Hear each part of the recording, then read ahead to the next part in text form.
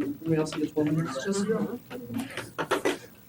Okay, we'll call this January 28th, 2015 Park Recreation Commission meeting to order. My name is Kelly Rosecrans. I'd like to welcome all of the commissioners and staff and the public viewers.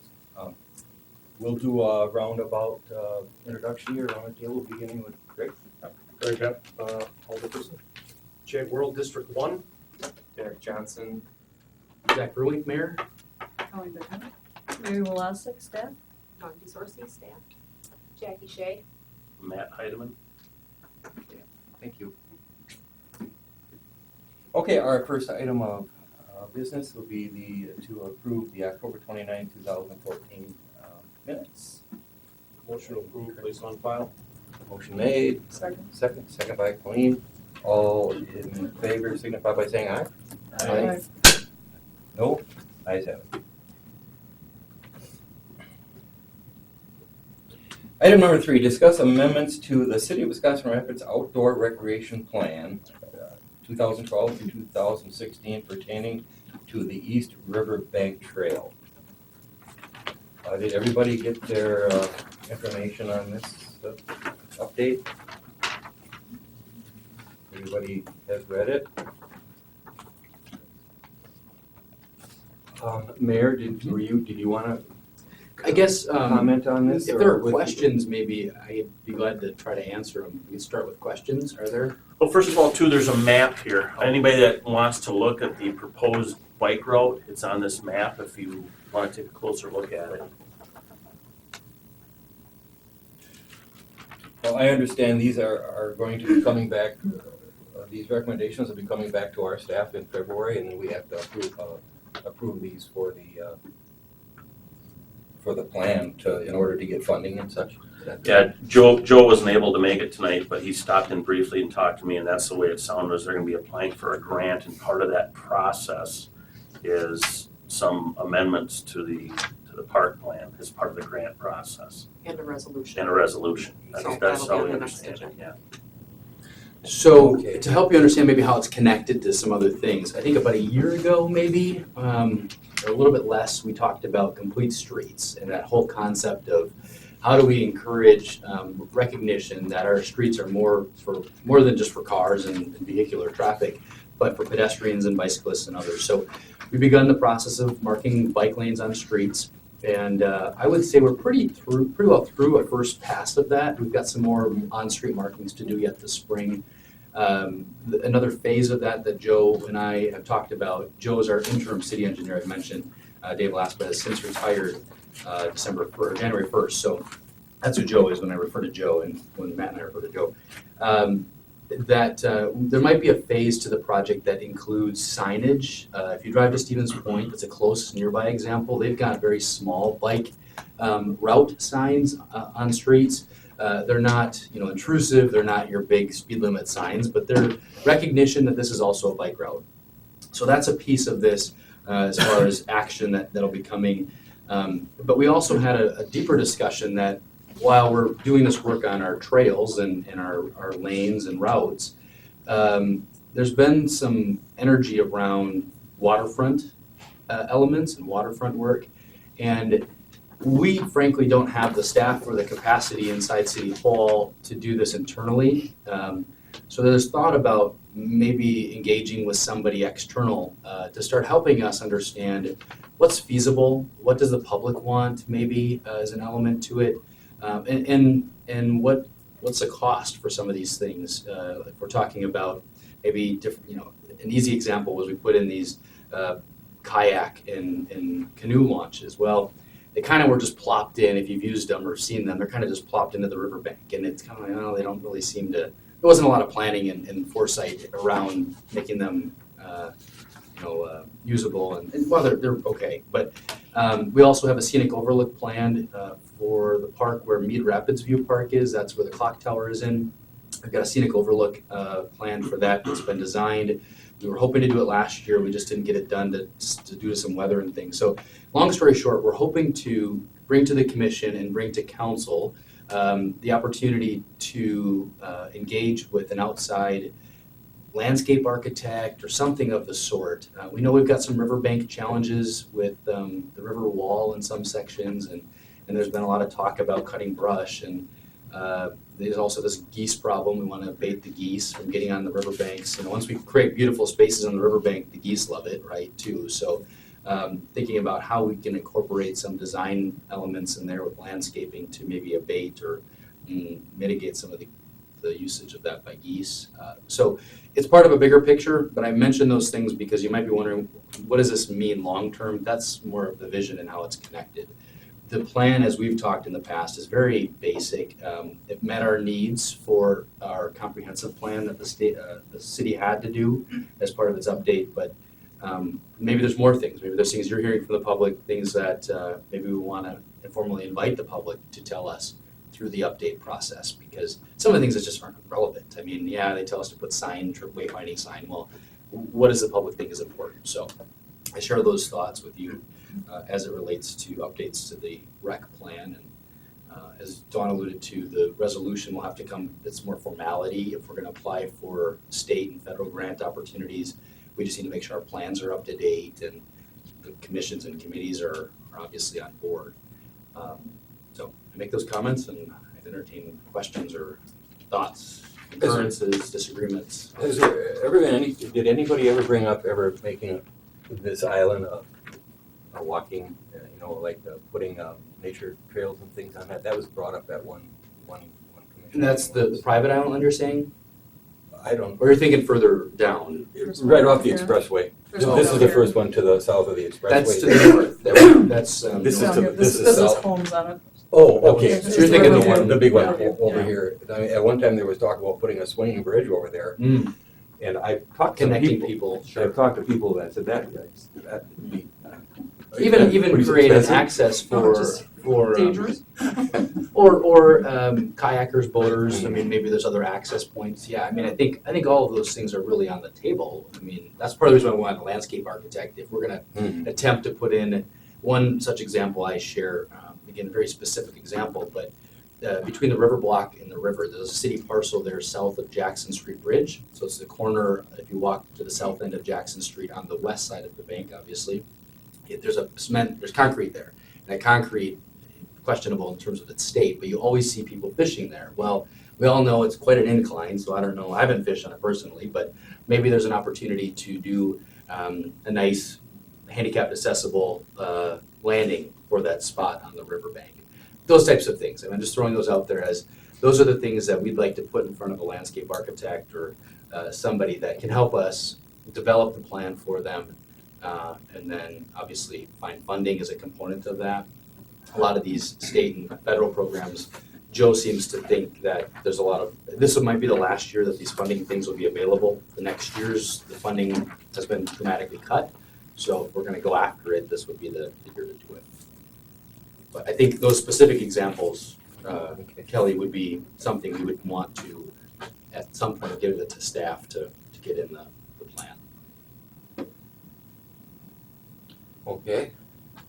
Thank you for that. Any other discussion? Anybody have any? Matt, were there specific things that Joe had indicated? I'm just trying to jog my memory when Joe and I talked about this on Monday. The big thing was the spike trail and applying for the grant and making a resolution for that. He really didn't go into any more depth than that. And I think what's new on here, maybe than what we've talked about specifically on the commission before, was the east side bike trail. It does not exist today. That's some areas it's wooded and grown, but some areas it's mowed today by city crews. So that would be from the Talking this one? Or here?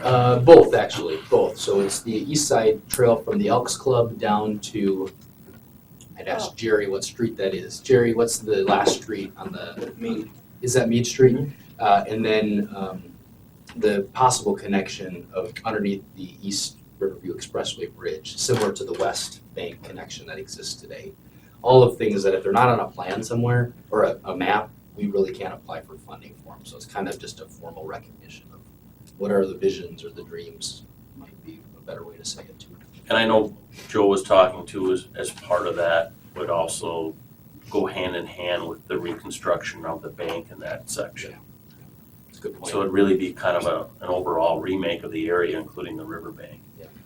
And ultimately it would require a redesign anyway. Yeah. So that's where the landscape Absolutely. architect, I mean, I think everybody has ideas, but at some level we need to engage with the experts, right? To make sure that we're doing the right things. Yeah, there's a lot involved with that. I mean, there's some road stabilization issues that would take place as part of that. There's kind of a multifaceted project involved with that bike trail, so.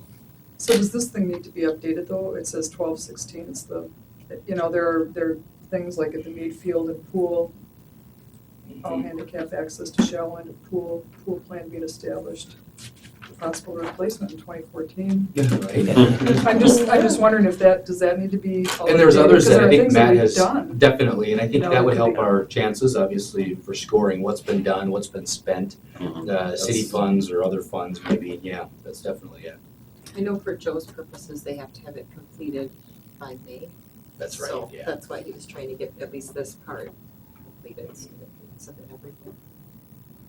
I guess I'm just wondering if this needs to be updated though, right? The plan. Because I think this map is on We the can back go end of through this. that and we can make some notations for the next meeting of where we are in some of these projects, if some have been completed, and to help the commission a little bit with this. And so maybe a to-do for all of us out of this, or maybe even our next commission meeting, is to have an exercise of coming forth with those recommendations, or inviting the public to share suggestions for these parks, if in fact that's what you want. I think we do want to make sure that this is reflective of today's desires, is probably the best way to say it. So it's both, it's updating, recognizing what's been done, yep, and What are adding. future ones?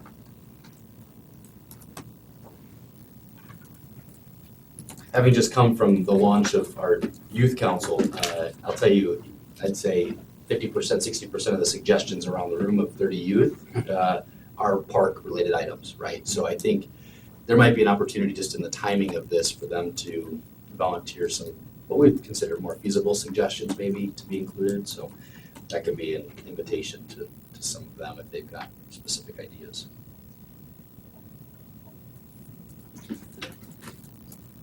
And getting that word out there, or? Yeah, I mean, if that's something we feel that would be valuable, that we can make sure that we include that in the agenda, or even just a call out, we can just generate a list from that. I know they're documenting all their suggestions today for different projects and ideas, but then we can include them maybe just in a memo to the commission. That'd be fine, probably too.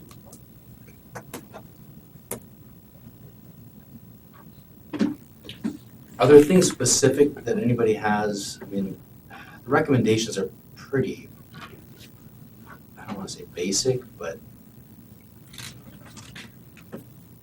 there might be some bigger picture, more capital intensive projects that people have in mind. Really want to bring them back to the next meeting. Are the bike trails, like I know the city, we're responsible for ours, but are all the other adjoining communities, are they on board with connecting to our trails? I guess it's partially been driven by this bike map app discussion, which I'm not sure if we've even gotten an update. And actually, that might be a future agenda item, is to ask for an update of that, the smartphone bike map app for us. But Buren, I think there's a lot of discussion in Buren about South Buren Drive and what that might mean. I don't know where that's at, so that's probably another piece of that, is how and when, what's the master plan maybe of some of these things. And Joe talked about that when we met, was at some level we need to engage the regionals to talk about this larger picture plan. This isn't just the city system, and that way we can submit that into the state as well, saying, well, we want to make these connections because it's part of a larger loop or segment if people are trying to do routes, for example. Because we're connected with Port Edwards and Mapusa, and we're actually connected with Grand Rapids. Yeah. So. Okay. Anybody else have any comments? I guess I have a question on proposed bike trail. So does that mean you'd be riding both ways on one side of the road? I mean, The way the map is looking right now, you're Okay. asking, is that representative? I would. I mean, so if you're going this way or this way, I mean, you ride on one side of the road. Is that how they're painted? Is that how? Is that how That's Lincoln, right? Yeah. Chestnut this is Chestnut. and, And Lincoln Street.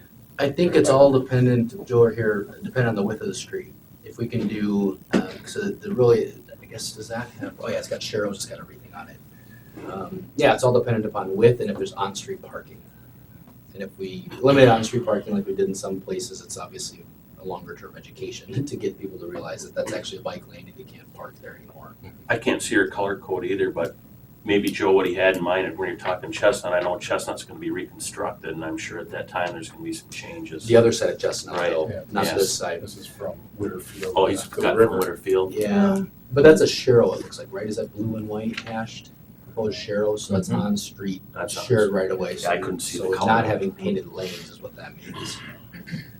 But we don't have the Sharrow symbols painted in many places. You probably noticed that, Greg, if you went around, there's no Sharrows on the streets, or few Sharrows if there are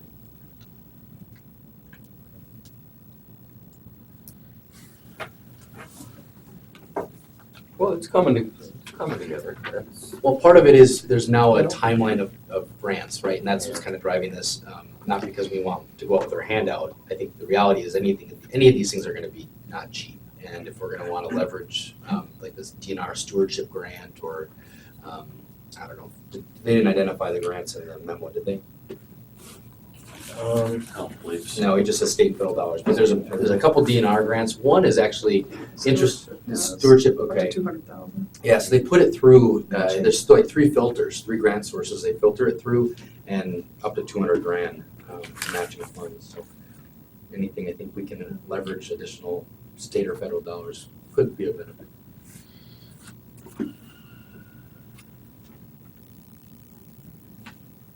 okay. Any other further discussion? All right, we move on to item number 4, discuss the city recreational programming.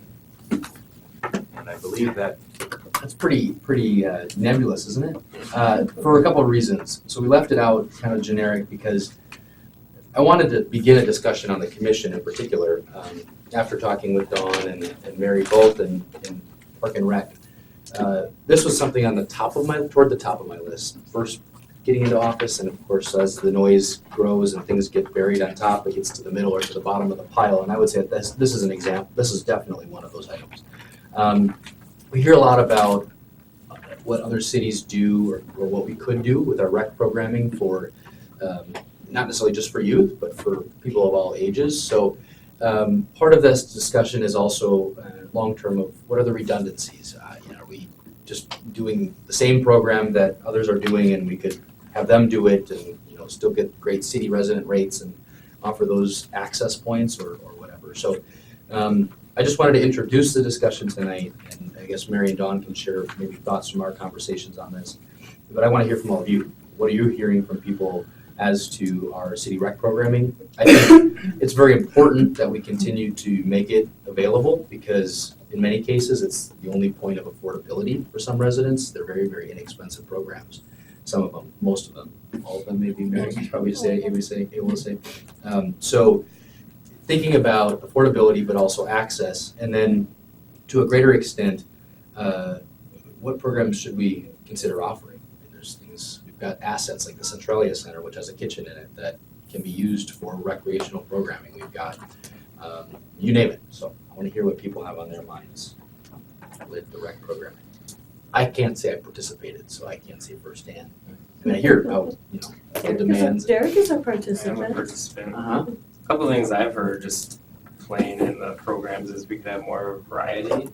But I'm not sure what we bring in. I've heard flag football as one. I don't know if we could do like a curling. Work with the curling club in town. Trying to think indoor stuff. Those are two that I've thought of, curling and flag football. Is there a softball program? There's a softball and There's a baseball program softball. in the summer. Okay. There's nonprofit groups that run those type of programs. Okay. And you're specifically talking adults, correct? Yeah, Yes. yeah. So I've just heard more of a variety maybe. Those are the things I've heard from participants. Do you think it makes sense to, there's a lot of ways we could get additional feedback on this in terms of programmatic offerings. Do we currently survey our participants? I have in the past, Okay. but most of our programs right now are revolved around youth programs. In the winter, we utilize the schools for adult leagues. So I have sent out surveys to people that have participated. Now that we have the software up and running, that would be real easy to do, is to contact people through our software program.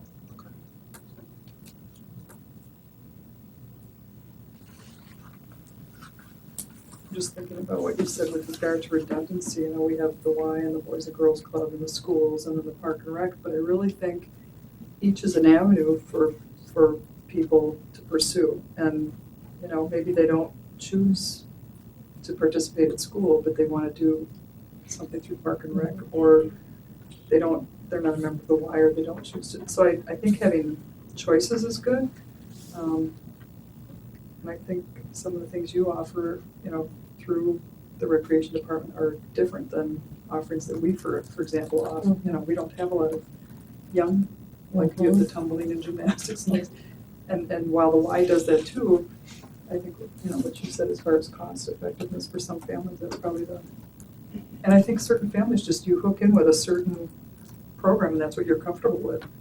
And this might be the program, that some parents are comfortable with, and I don't know. And I think to that end, some people, there probably are residents that pay their property taxes and enjoy great streets and maybe visit the library, but their only interface with City Hall might be our rec programming or the pool in the summertime. So, I think that's a important recognition, for all of us to keep in mind as people think about what's available to them.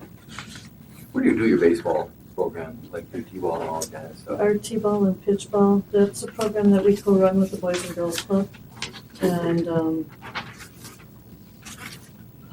we used to be the only ones that did the T-ball. And then about after 5-6 years, Larissa kind of picked up on that and also started a younger program for the T-ball or pitch ball. So that's a program that we've run, and it's pretty successful. There's a lot of kids that are involved in that program. Where was that staged? Or where, at one time it was at Winterfield, wasn't it? We still have it at Winterfield. Isn't Robinson Park, that isn't utilized very much anymore. Could that become more of a, I'm just throwing it out there, an overall youth place? I mean, because they don't play much I don't baseball know there if they're, anymore. what the contracts are with the Assumption and the different groups. I know I thought about moving it over to Sandlot because there was, Winterfield is kind of nice because it is centrally located in town. Yeah. The parking isn't the best, especially now with the rafters on board. There's not a lot of room to park. But Sandlot Park, there's 2 fields over there and there might be enough room, and I thought about moving the program over there. Robinson, I think there's still outside groups that use it. Yeah, that's a different situation right now. We're working on some changes to that. We have to meet with a few groups here shortly, but it's an ongoing fluid situation up at Robinson. Because that was one of the parks we wanted to get public input on for Robinson. with Robinson, because it's just out there. Yeah, Big, yeah. nice. There's 2 fields there.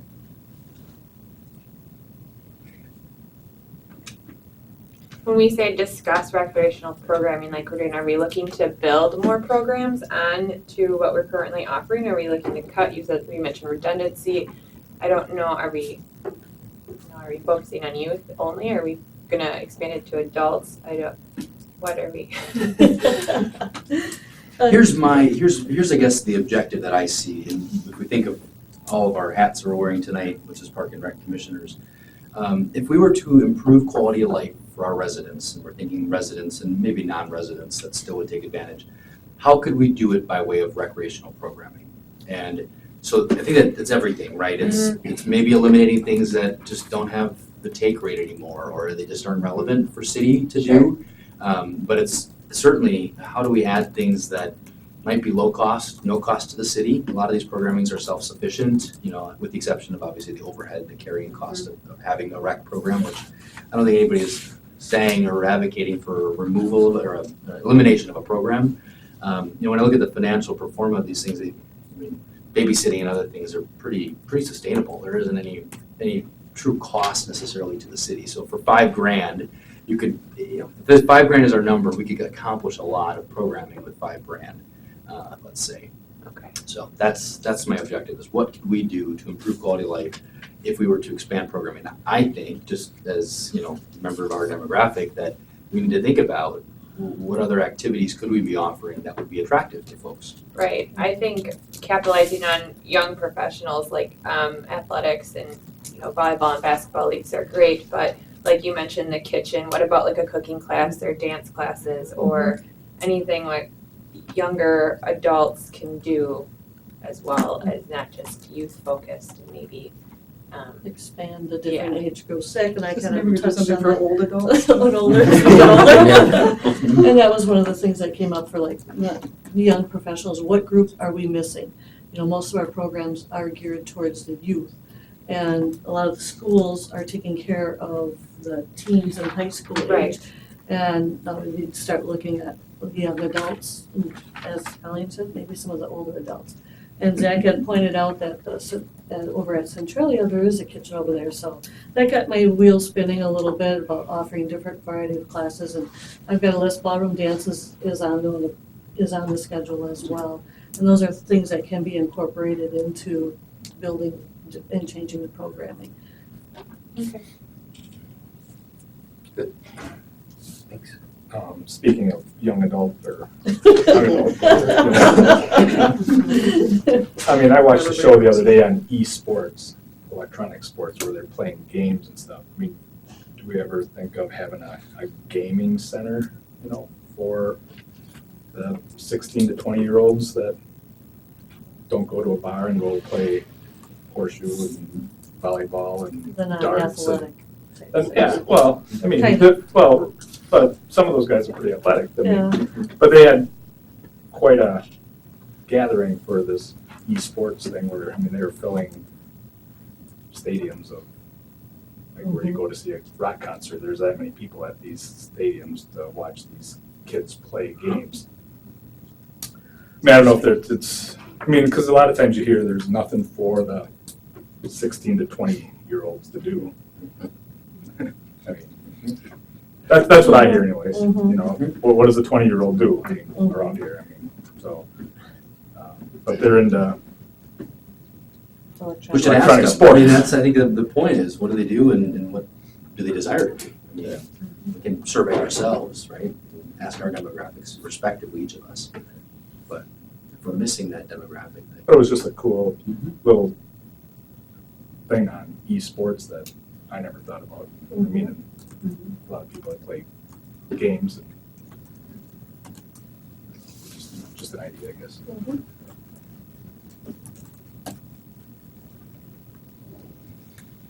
I don't know if anybody's been to the community foundation. There was a meeting last night. I know. Are they bringing? Pardon? The Tribune Building? Yes. Yeah.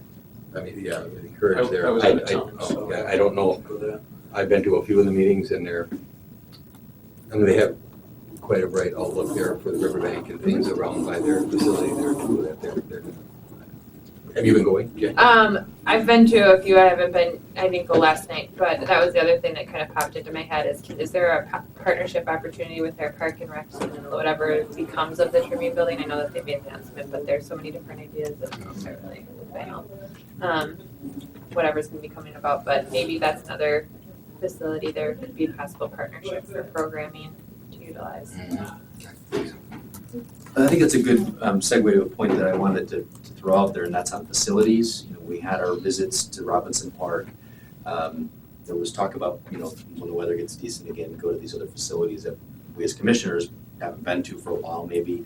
Are we limited based on the aging or obsolescence of some of our facilities, right? And that can be fields, but it also can be shelter houses, it can be spaces for reservations. So I think our programming is limited to the facilities we have in much respect. But then there's also the reservation element, and we can separate that for our conversation maybe today and pick that back up at a future meeting. But I think in terms of programming, the Centralia Kitchen comes to mind as such an opportunity, because today it's a tragedy. The city's invested in, pays on a monthly basis the utilities and all the carrying costs to have this commercial kitchen. And today, not a single meal is actually prepared there.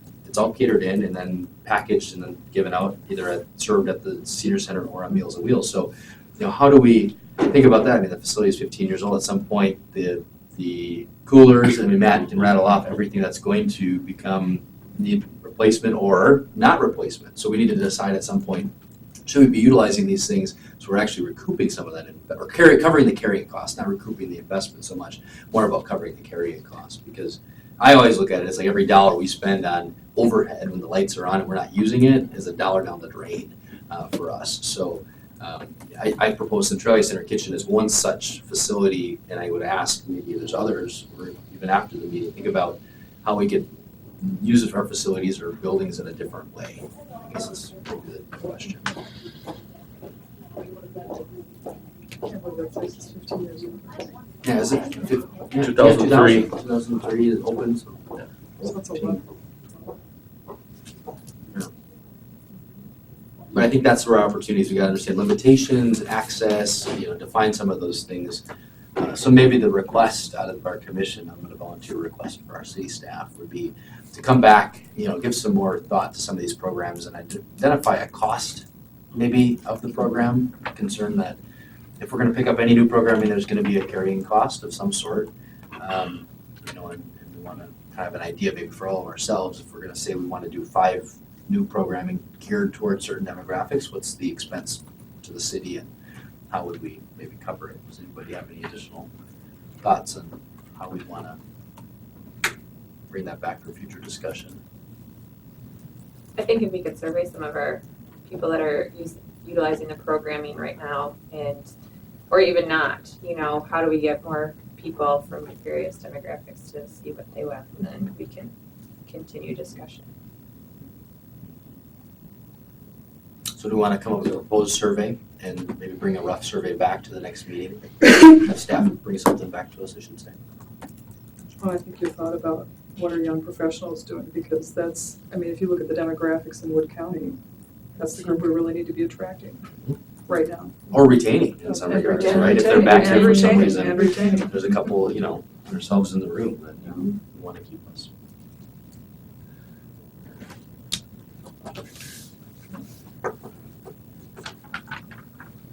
Okay, so that's what we should propose to do then, bring that back at the next meeting, keep this. We're gonna see it again. A question, you mentioned Boys and Girls Club and the other, everybody, it could be school intramurals, it could be anything. Do we have, is there any way that we could pull together, like aggregate all of those offerings to maybe identify what are the gaps? We've got 5 offerings of youth baseball, and they meet these needs. Does anybody have an idea how we could get that information? There isn't really a program guide, overarching program guide probably for any one program guide, I should say. I can gather from a district perspective, Okay. absolutely. Mary, you want to take the lead, and Dawn, between the two of you on, and at least just beginning to gather what program guides might look like of other, I would say Boys and Girls Club, the YMCA, we can volunteer the school district stuff, obviously you've got city stuff. Who else offers it? Does anybody have any other? Like the Visitor Convention Visitors Bureau offers some sort of programming, I don't know if they would. Curling club does, Yeah. the leagues. I have a list of nonprofits with the different organizations, like RISA, the Curling Club, 4-H, so that would be a good starting point to pull those together. Because you've got ice skating lessons also over at the hockey rink, and hockey going on over there. There's a lot of different groups, a lot of activities going on.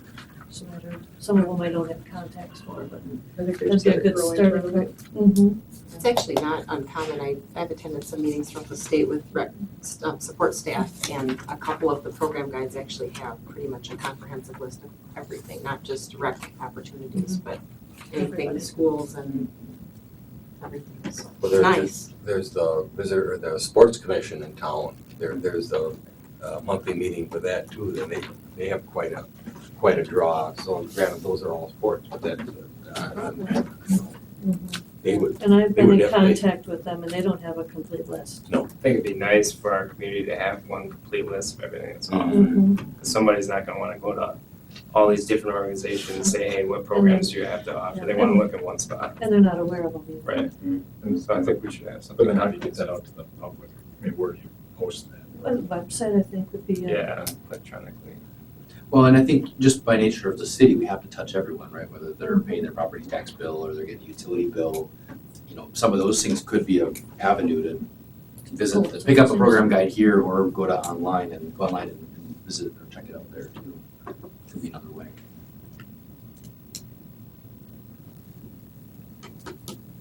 We also have to distinguish who's eligible for what, because, you know, the school That's true. activities aren't just open. A lot of, yeah. Some of the swimming nonprofits. classes are free if they're residents or something, I think, because we had a couple people come in. When, if they come to us in summer, Summer. It's it's a different program, because they run them year round at the school. We had a couple people come in and wonder about our programs for that reason, because they couldn't fit into the free class or something. But they do offer Water X and different classes for the community, and open swim, I think a lot of people aren't aware of. early morning for you. Talk about myself.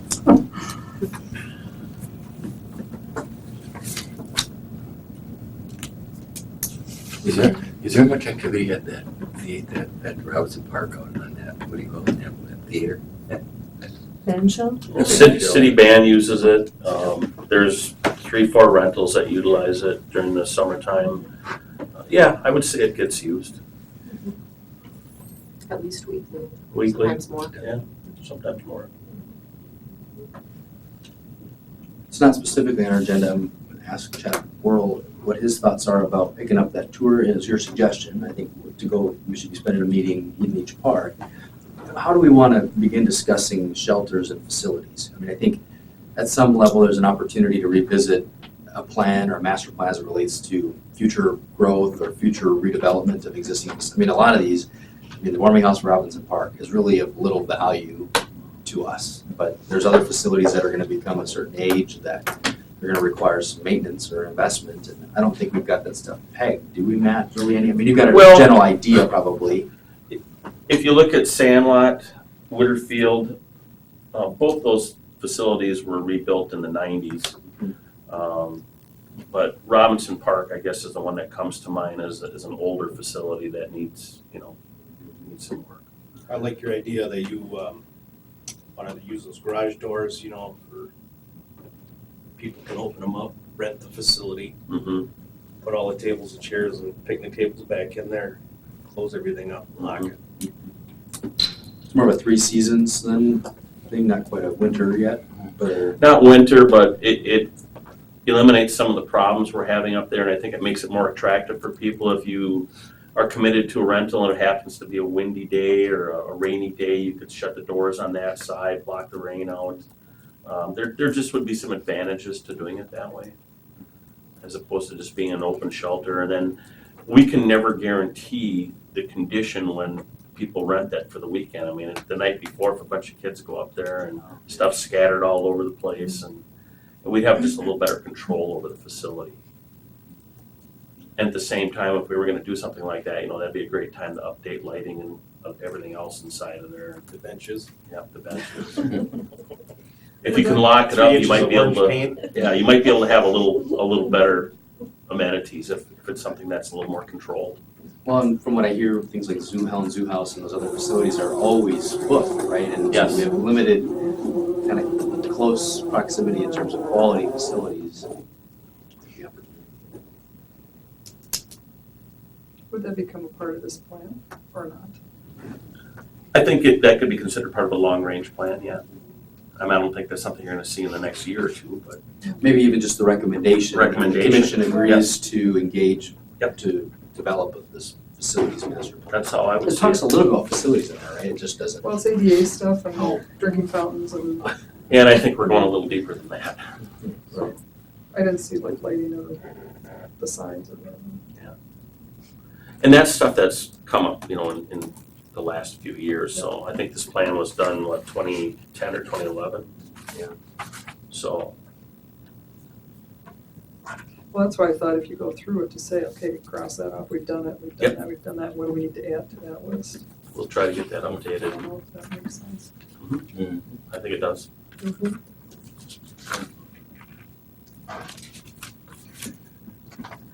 Any more discussion, comments? Move on.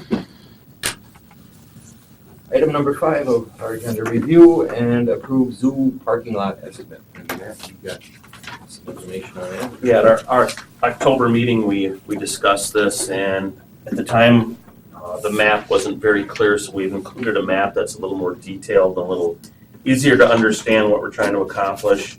And there's also an estimate that's fairly detailed in the packet as well. And at the time, We did have those on. you don't have For those? your info. Which one? You're talking the estimate? Yes, the minutes. We might have discussed that at the last one. I can pass this around if you'd like, but basically what it amounts to, we're looking at $27,372 with an addendum if we do an overlay of the existing parking lot. That would be with a seal coat, or without a seal coat, that'd be an additional $18,897. And my feeling on the addendum as far as adding would be when we're done with the project to see what it looks like. There's some other options. If it's not too bad a condition, we can have them come over and heat the joints and blend them in with a roller and then seal coat the whole thing. It'll depend upon, I guess, what we're looking like. What that amounts to over there is there's been numerous paving done, different sections at different times. So it kind of looks like a patchwork or a quilt work of paving in some areas. And we'd like to smooth those transitions and at least seal coat it.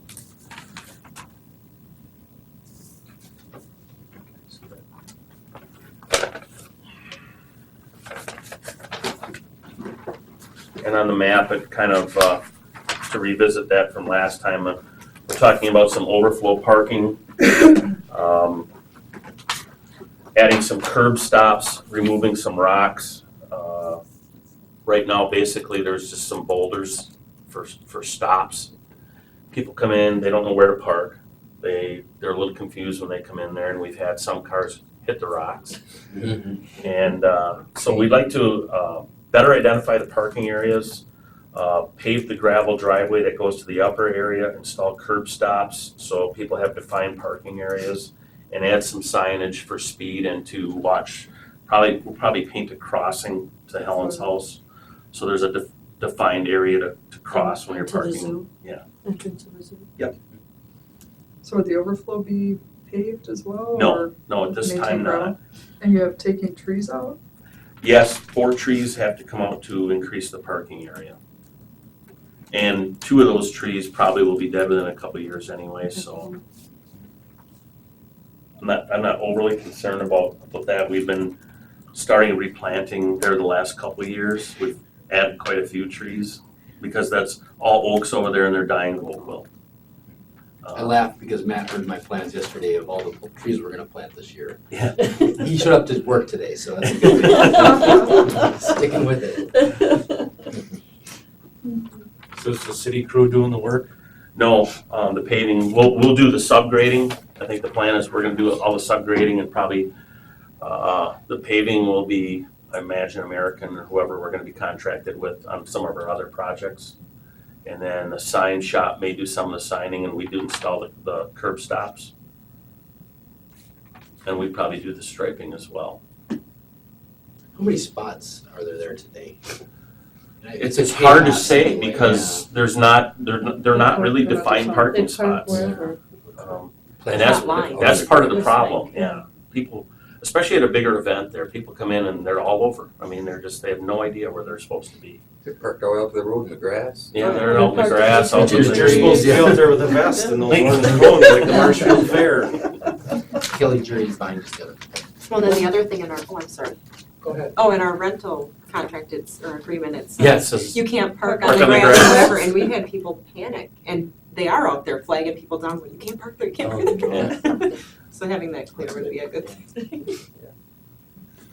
Jerry, you have? Yeah, I was just wondering if anybody's looked at the idea of sort of moving parking toward the armory, so that there is no cross traffic, so that people can get into like the zoo and the meeting space out there without ever crossing traffic. Would that not be safer. That's a really worthwhile good. thing to look at. I mean, That's a good idea. some kids are gonna, someday, some kid is gonna get hit there. I wonder that too about reorienting the parking. I mean, it's kind of where it is today just because it is. And the zoo house was kind of plunked in there and the kind of cut it off. The unfortunately. circle goes right through where you cross to go into either of those facilities. And the dreamer in me says if we were to expand the zoo, that's probably the only place we could expand it, is out toward the road, if you look at the way the other area of the zoo is. So I know it's heresy to think that, but I'm gonna say it. So that would be maybe a better solution. I don't know, what does that map look like if you go east of like the zoo house? There's that playground equipment there. There's a playground equipment, there's that small open shelter. So you would actually have to go north a fair amount from the end of the building. We were just out there last summer, and it just seemed like if you were gonna have a playground, play equipment, it would be so nice under the trees, right in front of, so that all of the activities were in that area, and then the parking lot were off to the side. There's quite a bit of space there from Gainer all the way up there.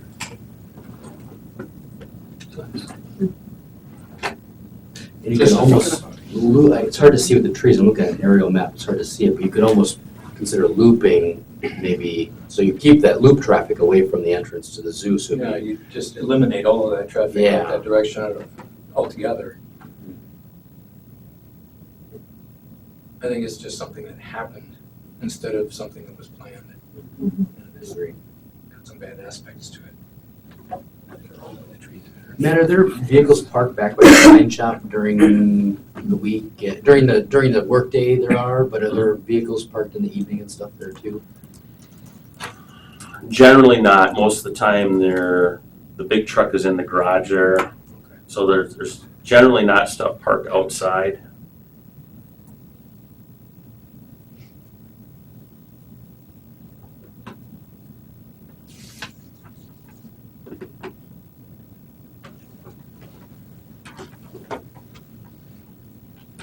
I don't know what the future plans are on that end because I know they're talking about doing a reconstruction. I know Jim Neitzel's talking about some pretty major changes over there.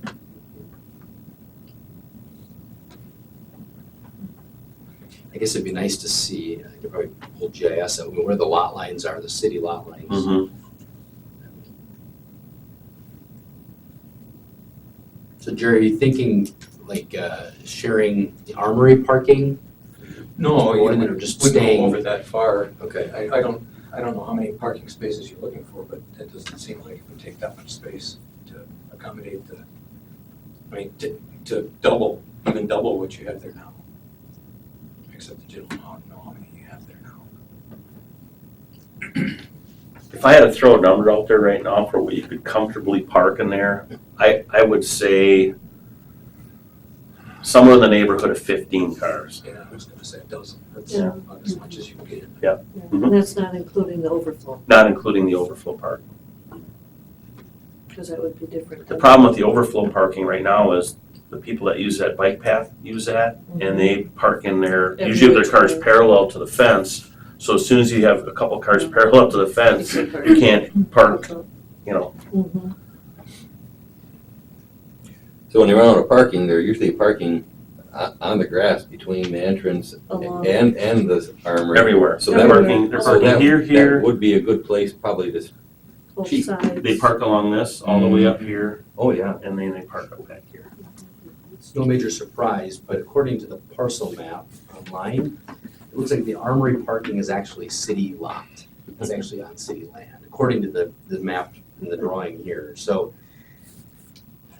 I mean, it might make sense to have an entrance and an exit, right, to loop that, because it is a city. I didn't think it was. I thought that was the armory. And actually, I'll probably pull it up. I'll do that. It's easier to see. Do we maintain that entrance, Matt? The armory? Well, there's a fence there. If you're saying on the other side of the fence, that's actually the armory. I mean, the other driveway goes into treatment plant or the sign shop. That's what I'm saying, right, today it does, but that is city, it's a city driveway. Yes, Looks the one like going to the sign shop, correct. But the armory looks like it runs right along the side of the building, and they're using that driveway as parking. So I'm just thinking if you want to tie that in with the city, or if you wanted to tie it in with the zoo. See if we can pull it up for everybody to see, so it's easier to visualize it.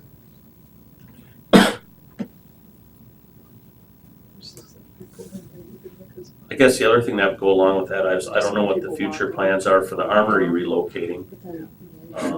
That could play into this as well. It's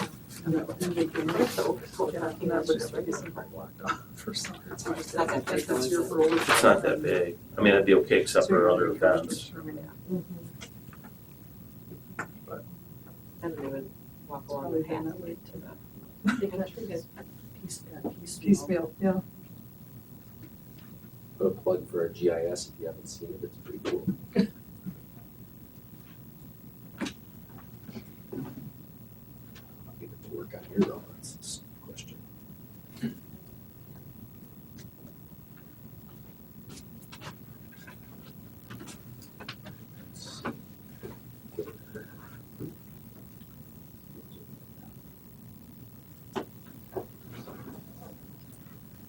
While you were gone, Chad, we elected you to do the fundraising for the music parking lot. Car wash is big. Give me my box of candy bars. I'll just buy them all. There we go. It's more expensive. There we go. They're really good games. So if you touch, there we go. So that indicates, so here's a driveway we were kind of talking about. Jerry, I think you were talking about this space right over here. Yeah. So the current zoo entrance is there, that parking lot we're talking about is there. If you were to loop it one way at almost your parking lot is here, right? Is that what you're thinking? Somewhere Yeah, else? exactly. But show me where you're thinking where somebody's gonna get hit. Where are you As you talking? drive past Helen Zoo. Yeah, I Right, think it's right. all the kids that are running Oh, from Kids the are cars. running kids from come the from car. the parking lot Car to the across- entrance or to anything, and they're going across the Or into traffic the pattern. playground. They Well, could be driving to If overflow. we fix the parking the way I think we do, I think you're gonna greatly reduce that or almost eliminate it, because if we don't have the cars looping through to get to that other parking lot, we could turn that path that currently goes up to the top into just a walking path. To the overflow. And they'd have to park, they'd have to come off of Gainer to Gainer. park in that upper Either lot. way. This is the overflow you're talking about. Yeah, and then they'd have to walk to Helen's house as opposed to driving through that whole area. And we kept on-street parking here with the bike lanes that are there, we kept it, so people can still park on the street.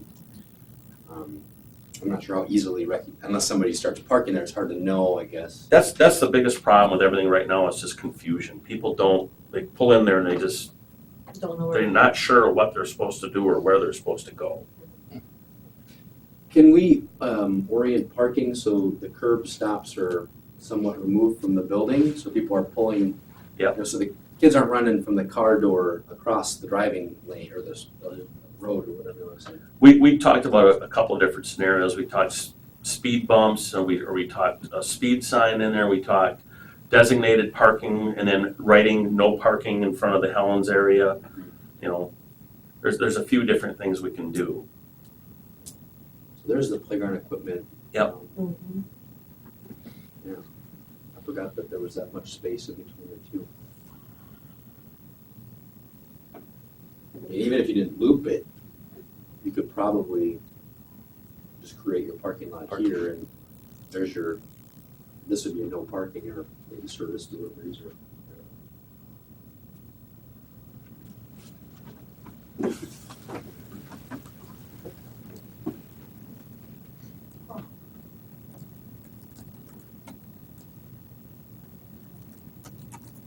I agree. I don't know if we'd want to spend 27 grand and not necessarily fix the problem without thinking of maybe a much better solution.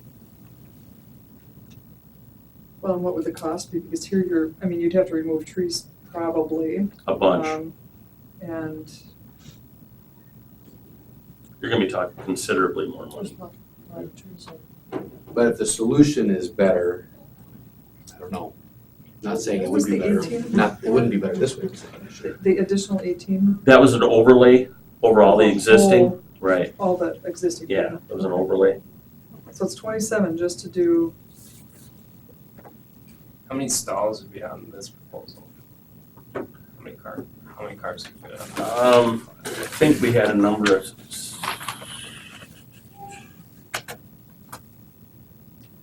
there are 15 on the, here, and then on the top side, and I don't know if he's got a number on the bottom, let's see, 15 on the bottom, so we have 30 parking spaces as opposed to somewhere like Jerry says, around a dozen to 15 now max, probably a dozen comfortably, so we'd be about effectively doubling our parking. where would the other ones be? Up on the top, The overflow? in the overflow, Oh, I thought, okay. there'd be 15 stops there and 15 stops on the bottom. And right now, like you said, 12 would be tight, Well, actually. On I the agree bottom. with you, there's a lot of confusion there, and the way people park, it's, sometimes you get six. Yeah. But it is Depending what the space first up on the overflow. Car does, Exactly. kind of dictates the whole rest of Exactly. the, Yeah. Right. Yeah. Parking lot. Very few. You mean if they parallel park? It's a parallel, yeah. They don't quite parallel park, but it's. so they don't know where to start, where to stop. How far in to even pull, that's another thing that happens. Sometimes it narrows up so bad because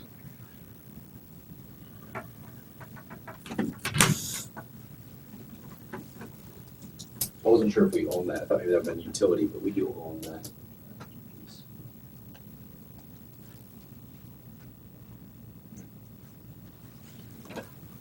Is that something that the staff, the engineers and stuff would have to?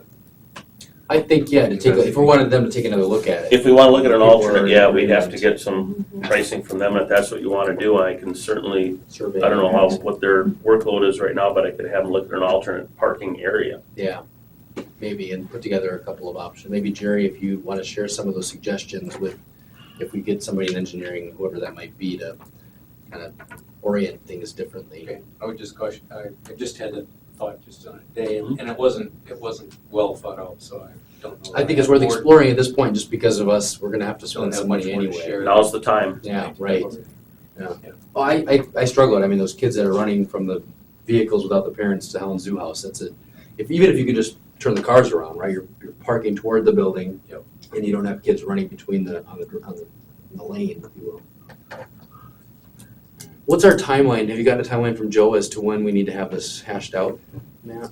Well, there's no definitive timeline as far as construction yet. All we did was we loosely put a 2015, 2016 number in there. Okay. So I don't think he would have a problem at this point of giving us an alternate. Okay. Because there's been no contact with contractors at this point. Awesome.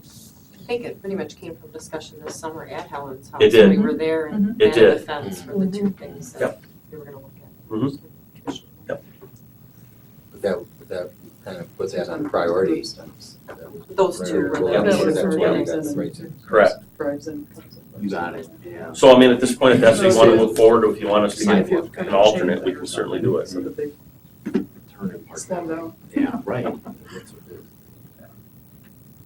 I didn't hear you, Matt. Well, I was recommending. I just said at this point, if that's what you want to do, to move forward, if we want to get an alternate, that's what we'll do. I think so. I think that'd be good. Okay. All right, we don't need a motion. Okay. Well, it says review and approve, so we're just. Postponing it. Do we need to? We could just say bring the future meeting.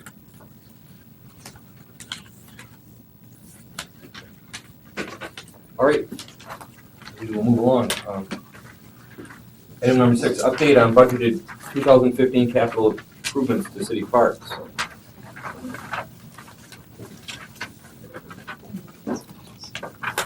We've kind of been touching on this on every subject though. Yeah, I suppose we answer on that. Thank you. Sure you want? Is that what I had here? Oh, yes. It's a similar Similar? version, yep. Okay. Basically, as part of the budget process, we usually throw together some outlay projects for the parks. And so this fall, we came up with a few items that we thought would be a good fit. And this is kind of the list of what we're looking at. I'm just looking at it quick to see if anything has changed, and there's a possibility. We haven't done the final, we haven't presented our final evaluation yet for approval, but the Mead Warming House, depending what we do with our funds from some of the hail damage, we might be able to cover that under a different contingency. Hint, hint, we've got some dollars maybe to work with if we want to. Possibly. As I'm sure Colleen does, and I don't know what your estimate was, but. Fixing our rooftops. Yeah, well, we're gonna fix roofs too, but. Okay. Mhm. Mhm. We're not gonna have enough. I'd add one after meeting with the Raptors today. Whitterfield has a couple of things. They're hosting the All-Star game, which is exciting again this year. Probably the last year we get for, 18 teams in the league, and we're probably not going to get it back for a long time. So it'll be our last opportunity to showcase Whitterfield. So bathrooms talked about, and so they'll be talking to you, Matt. I forgot that this was on our agenda tonight, but some bathroom improvements, some other things that we have to probably consider as a commission. I think Sue and I talked at the March meeting maybe. So that's coming to some Whitterfield improvements.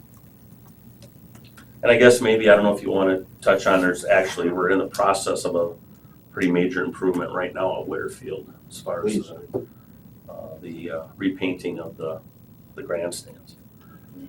And that project is, I would say, 60% complete at this point. And we have a hard timeline that we have to hit this spring, so I'm hoping the weather cooperates. Yeah. We joked with Vern at the event that the Raptors, they tried everything else, right, for a better record, and we figured we'd change the color of the base of the grandstand now, maybe to improve their record this year. So if you see Vern, remind him that he came up with it. I said, yeah, I agree, that's probably the least we can do to help you improve your record. So Matt, where the zoo says install the double perimeter fence, didn't we already agree to that when we were out there? Or? We talked about going forward with it, but I didn't actually budget for it. Oh, okay. So Okay. So it'll be done this year? we're hoping that this fall, after the season's over, we would be able to do that. Okay. That's not something we would contract with somebody? We would do it? This is gonna be like an American fence or Oh, okay, that's what I. Yeah. No, we're not. We doing it this fall. No, we're not in the fencing business. That's what Well, I just know that we were concerned about was- that more immediate than.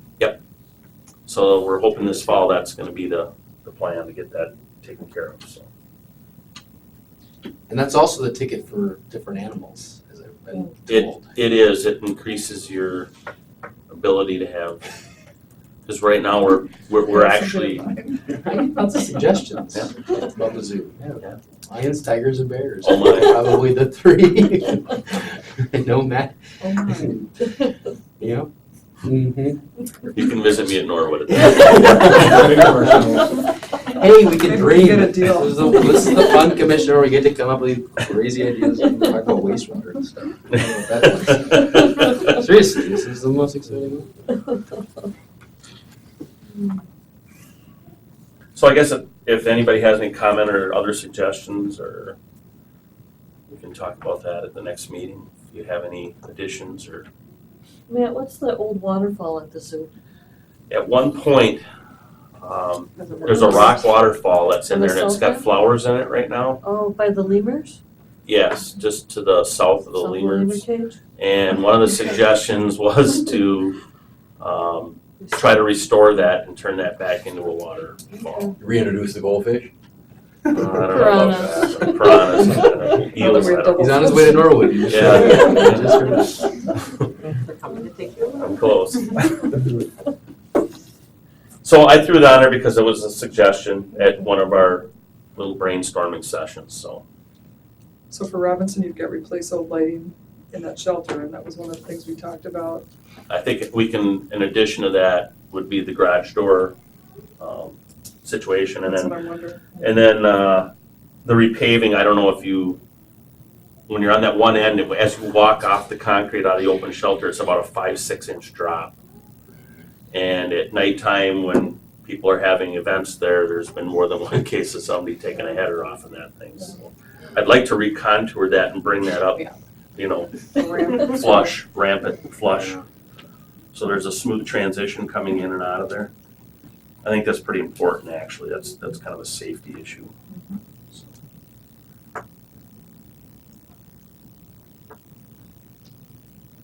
I'm really hoping we can get our camera situation up there dialed in. We ran into some problems at the end of the last year with getting a signal from Robinson Park back to City Hall.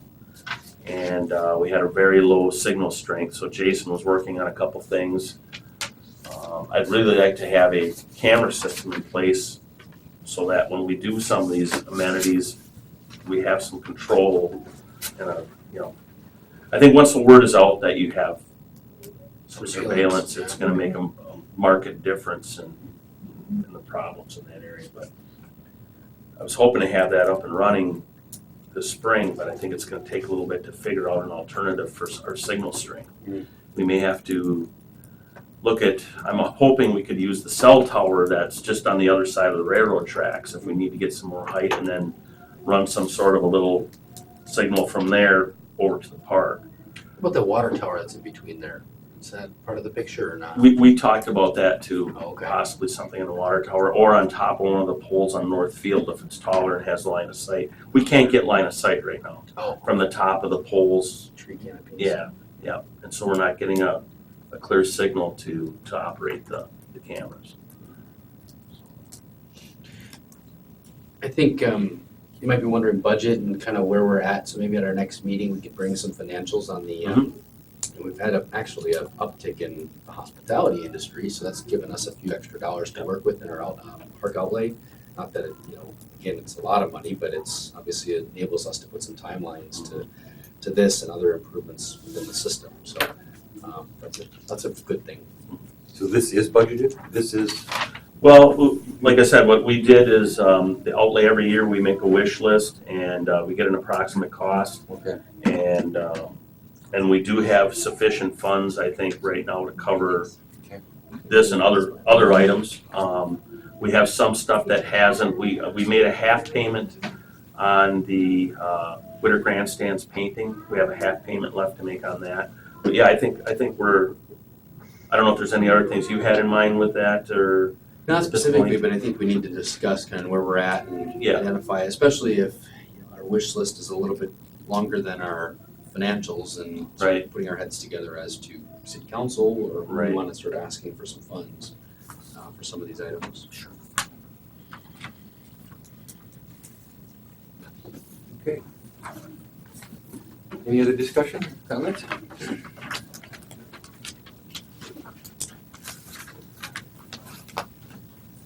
And we'll move along.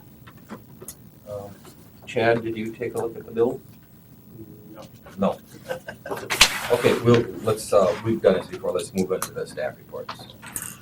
The November babysitting, we had a maximum for that class and we opened up another one. Served 80 children in October, November, the gymnastics, the hip hop programs. Hired a new dance instructor in November as my other one left the state, so. And then in the winter for January, we had 85 children in gymnastics, soccer, and babysitting.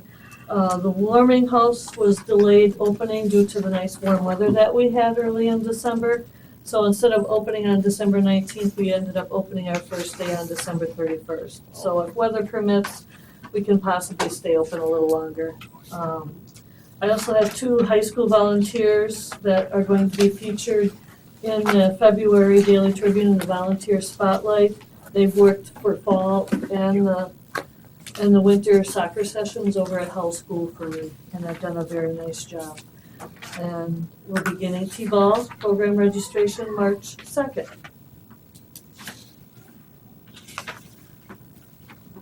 Okay, any questions of Mary or? Thank you.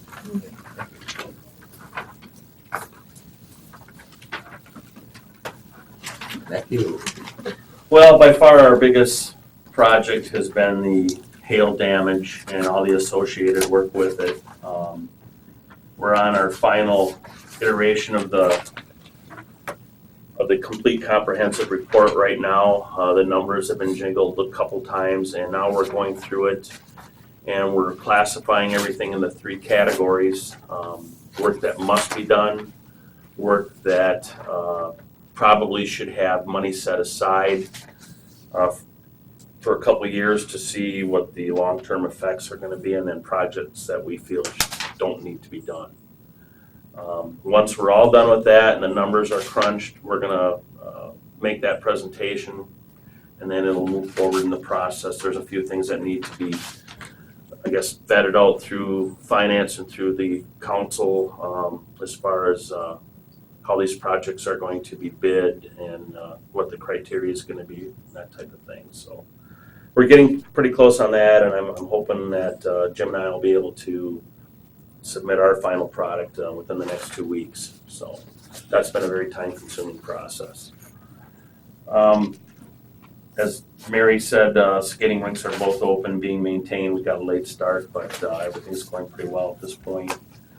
Our 2015 Tree City application and zoo application have both been completed and submitted, and we did get renewed on our zoo license, and I don't believe we've gotten confirmation on Tree City yet, and that usually takes a little while.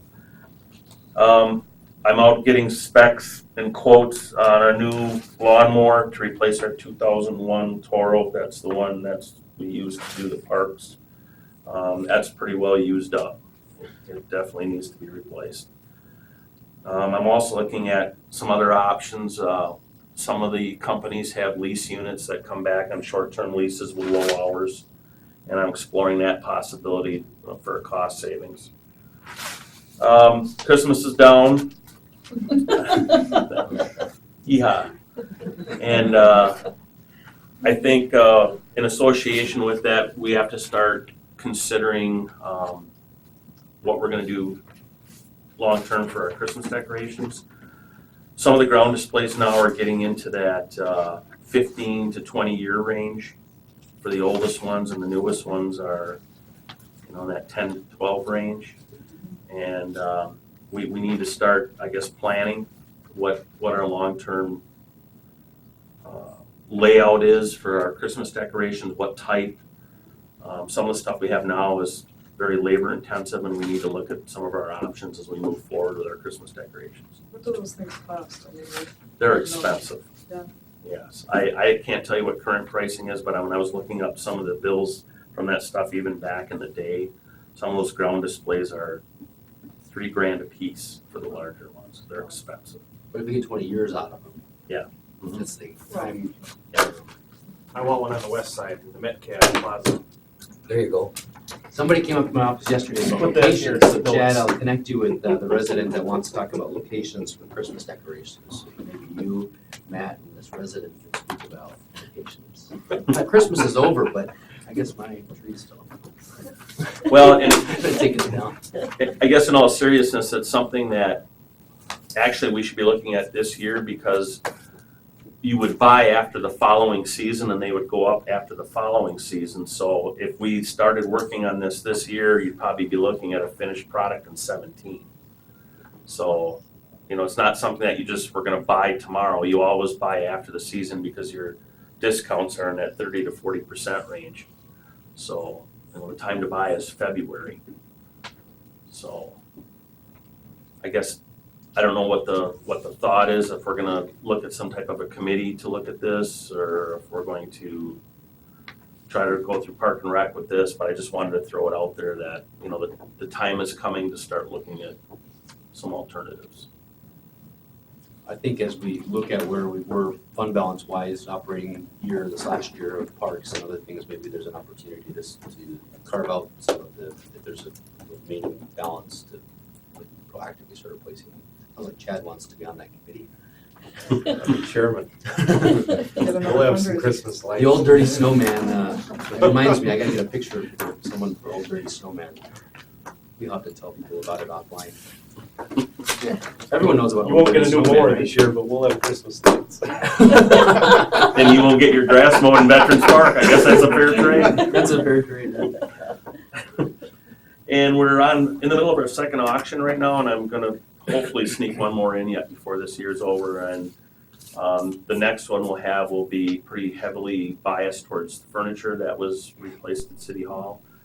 The Saratoga building has got a chock full of furniture, so If the 1970s are your thing, City Hall has some original furniture. if you wanna go on Wisconsin Surplus right now and look at some awesome orange chairs, What feel do they free bring to. in, couple bucks? No bids on any of the chairs except 2 right now. It's good shape, right? It's just, it's a Right. little bit out of it. Right, so, but the auction actually has been a very successful avenue for us, for getting rid of city equipment. It's brought back much better money than we got on trade-ins or the local small deals they used to have in the paper at the garage. And where'd you go for that? Wisconsin Surplus. And that's been very successful. What else do you have on there right now? Furniture? Forklift from wastewater, a bunch of thin clients from here, computer stuff, and some various items from the garage, and then a few pieces of the furniture. So, and we've sold squad cars on there, we've sold pretty much everything, so. A lot of counties from around the state use them. Unbelievable. Yeah, it's well trafficked, I think, and that's Oh, why we've been big time. successful in recouping some investment on it. Ambulances, like, so them on there. Fire trucks, ambulances, you name it, it's on there.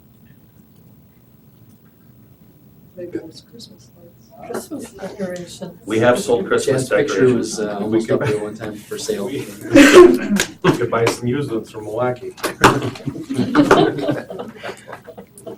All right, that's it, Matt? Yeah. Okay, thank you. Anybody have any questions, Matt? Okay, thank you. Bills look good. Bills I'll look make a good. motion Okay, we'll have to- approve. Okay, motion made. Is there a second? Second. Second to approve the bills. All in favor, signify by saying aye. Aye. No? Ayes have it. And number 9 is who wants to, I'll make a motion Colleen? to adjourn. Second. Okay. All in favor? Aye. Aye. No?